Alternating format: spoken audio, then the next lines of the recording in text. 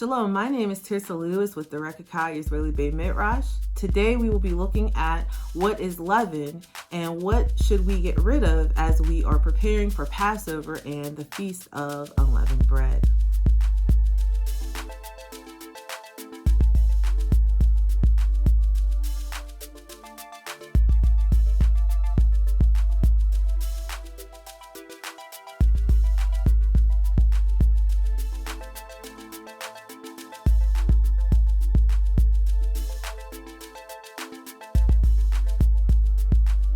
So in preparation for Passover and the Feast of Unleavened Bread, we do something that looks very peculiar to the outside world. For a whole week, we do not eat or we fast from leaven and leavened products. So that's brownies and cookies and any type of bread that has leavening in it. But we also are commanded to get rid of leaven from our homes. In Exodus chapter 12, verse 15, it says, 7 days shall ye eat unleavened bread. Even the first day ye shall put away leaven from out of your houses. For whosoever eateth leavened bread from the first day until the seventh day, that soul shall be cut off from Israel. It's interesting that the word put away here is Shabbat. And so we can see that we are commanded to take a break or to desist from having leaven in our homes and also from eating leaven as well. So we should take a Shabbat from leaven, just like we take a Shabbat from work on the weekly Sabbath. So as with any Shabbat, it takes a certain amount of preparation in order to prepare for that getting rid of, or that Shabbat, getting rid of it. So how do we get rid of the leaven from our homes? What do we get rid of from our cabinets? We have to think about it. We can't just, not think about it and the day comes up and we still have it in our house. We have to think about it, and then we have to go ahead and get rid of it from our homes.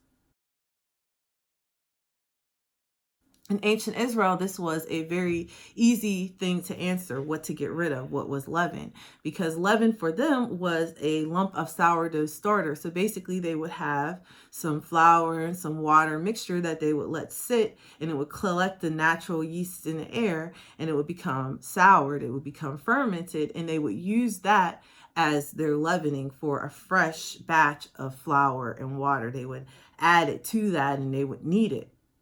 And so, when they were looking at this commandment, when Moshe was given the commandment, it was something that they understood, just to get rid of that sourdough starter. However, for us today, we have a lot of different ways that we go about leavening different things. And so we have processed foods now as well. And so we now have a lot more to think about as we are preparing for Passover. So when I am speaking about leaven, I'm speaking about anything that causes a flour mixture to rise or to puff up. So this would be something like bread or baked good, like cookies or brownies or cupcakes or muffins. Anything that's going to cause that flour mixture to rise up as it bakes in an oven. And so there are three main ingredients that are chemical oriented that do these things, and that is yeast, baking powder, and baking soda. And so definitely those three key ingredients are things that you should look in your cabinets for, look at the back of food cartons for, and make sure that any crackers you have or any sort of cookies or any sort of processed items that you have don't have these three ingredients in them. One of the questions that I'm asked very regularly is if wine, vinegar, and different fermented drinks need to be discarded of or gotten rid of for Passover and the Feast of Unleavened Bread. And so I tell people that, wine and vinegar, these things are okay, because we can actually see in the Torah where wine is something that ancient Israel would drink during the Feast of Unleavened Bread. And so when we look at the Feast of Habikarim, the Feast of First Fruits, which occurs during the week of Unleavened Bread, we can see that the offering that was taken to the Holy Temple and to the tabernacle was actually included wine. So when we look at Leviticus chapter 23, verse 13, it says, "And the meat offering thereof shall be 2/10 deal of fine flour mingled with oil, an offering made by fire unto Yahweh for a sweet savor.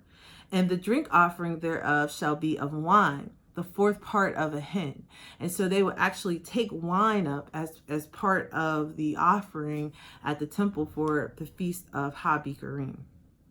And we can also see, in addition, that at the what is commonly called the Last Supper, this was actually a Passover Seder with the Messiah and his disciples, that he took wine and he took the matzah and he said that these things represent him. And so when we look at that wine, he had that wine on, at that time. And so on Passover. And so he actually had wine. And so this was not something that was regarded as forbidden in ancient Israel. And so we don't have to get rid of wine and vinegar from our homes. We are focusing on anything that causes bread or a baked good or something of that nature to rise. And on a side note, there are different wines that say kosher for Passover, and those wines actually are also made using yeast as well. So just because it says kosher for Passover, some people, they may think, okay, that means it wasn't made using yeast. Well, there is no way to make wine without yeast. So wine and vinegar is made in a similar fashion as wine, and so it's a fermented liquid. Is actually wine that has been introduced to different bacteria. That's how we make vinegar. Another question I'm asked is about cleaning products like laundry detergent and deodorants and different things that might have baking soda in them. And so when we are looking at these different products, the question I ask is, okay, are you going to eat your your deodorant or your laundry detergent? Because the commandment is in regard to food.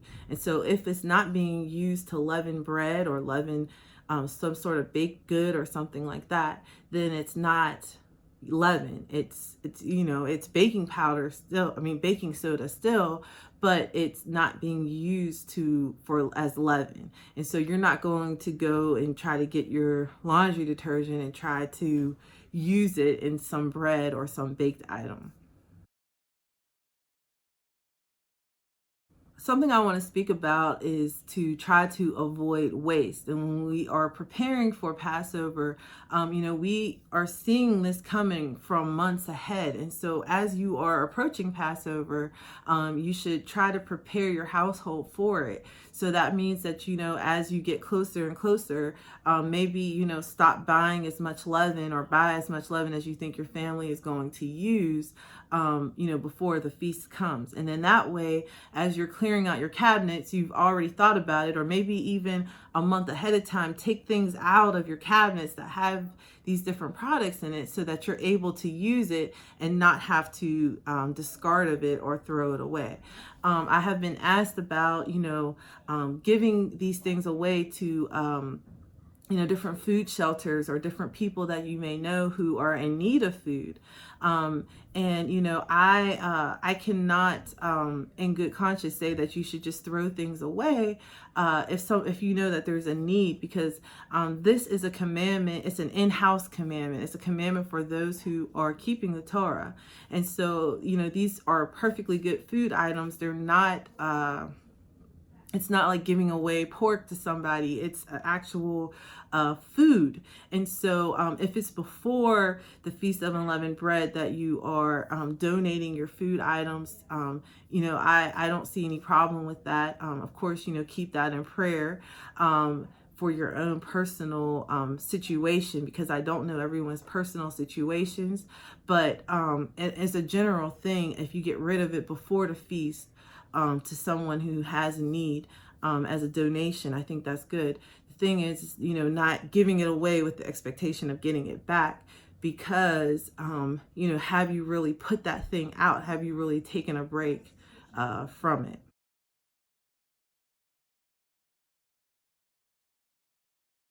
Something that I really want to talk about is that the focus of Passover, as far as us getting rid of leaven in our households, should be a reflection of what's going on in the inside of us. And so, as we are searching our cabinets, we should also be searching our hearts. And so for those who are new to keeping Passover and to keeping the Feast of Unleavened Bread, I like to keep it simple and telling people to go and really look into your cabinets and just, really focus on the yeast, the baking powder, and the baking soda. So, hallelujah. God bless.